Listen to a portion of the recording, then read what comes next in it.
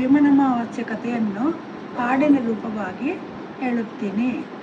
ಧರೆಯೊಳಗೆ ಹೊತ್ತು ಮರುವ ಹಿರೀಕ ಬ್ರಾಹ್ಮಣನು 27 ಮಂದಿ ಕನ್ನಿಕೆಯರು ಅದಿಕಂಡು ಗಿರಿಯೊಳಗೆ ದಾರಿ ಏನು ಎರೆದೆ ಅಳಿದು ಕುಮಾರನ್ನ ಮಣಿಯಾಸೆಗೆ ಆ ಮಾತು ಪಿತೃಗಳು ಅತಿ ದುಃಖದಿಂದಲೀ ಆರುಣ್ಯದೊಳಗೊಬ್ಬ ಅವರಿಬ್ಬರಿದ್ದರು.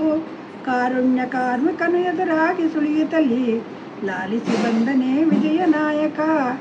ಆರುಣ್ಯದೊಳಗೊಬ್ಬ ಗೋಗಳನ್ನು ಹೊಡಕೊಂಡು ಗೋಗಳು ಬಂದಿದ್ದು ತರುಣಿ ಕಂಡು ಇದು ಏನು ಕಾರಣ ಎಂದು ಗೋಗಳನ್ನು ಕೇಳಿದರೆ ಭೀಮನಮಾವಾಸ್ಯೆ ವ್ರತ ಲೋಕದೊಳಗೆ ಹೋದ ವರ್ಷವ ನಾನು ತಾಯಿ ತಂದೆ ಮನೆಯಲ್ಲಿ ಮಾಡಿದ್ದ ವ್ರತವನ್ನು ಮರೆತನೆಂದು ಈಗ ಗೋಗಳು ಬಂದು ತಿಳಿದು ಹೇಳಿತೆಂದು ಮಡದಿ ಸಂಭ್ರಮ ಪಟ್ಟಳಾಗ.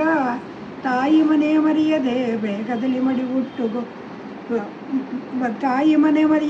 ಬೇಗದಲ್ಲಿ ಮಡಿಹುಟ್ಟು ದೇವಾಂಗದ ಪಟ್ಟು ವಸ್ತ್ರವನ್ನೇ ಉಟ್ಟು ತೂರು ಮುರಳನ್ನು ತಂದು ಕಾಲು ದಿವಿಗೆ ಹಚ್ಚಿ ನಾರ ಬತ್ತಿ ನೀರ ಎಣ್ಣೆ ಎರೆದಳಾಗ. ದುಂಡು ಮುರಳನ್ನು ತಂದು ಬಂಡೆ ಹಾರವ ಹಾಕಿ ಗಂಧಾಕ್ಷತೆ ಪುಷ್ಪಧೂಪ ಎಂದು ಚಂದದಲ್ಲಿ ಎದುರುಗೊಂಡು ಮಾನಸ ಪೂಜೆಯನ್ನು ಮಾಡಿ ಗಂಡನ ಪ್ರಾಣವ ಪಡೆದಳಾಗ.